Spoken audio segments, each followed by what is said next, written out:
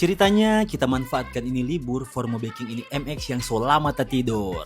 Kali ini kita datang servis di bengkel Paniki Motor dengan keluhan setir bengkok ke kanan dan gas yang bak kosong guys. Nah, sekedar informasi, ini bengkel paling terkenal di sekitaran Mapanget Deng Paniki guys. Karena ngoni mau baking motor besar, motor kecil, boleh di sini. Ngoni mau cari spare part mulai dari ban, velg, oli, shock, dan aksesoris-aksesoris lain ada di sini guys. Di sini juga DP mekanik paling banyak guys. Total mekanik di sini ada 13 orang. Jadi pelanggan yang mau servis motor ndak lama mau buat tunggu. Nah ini sementara dorong dia backing kita pe motor guys. Jadi yang sebenarnya kita pe keluhan cuma setir bengkok dan gas kosong, ini sudah terus ganti spatboard muka, ganti shell tanpa duduk, backing DP lampu rem yang sudah menyala. Cuma jangan khawatir guys, karena di sini DP spare part harga terjangkau. Nah ini sudah selesai backing guys, tinggal test drive. Mantap. Kita leso tes mantap guys. Bagaimana? DP tarikan sebeda.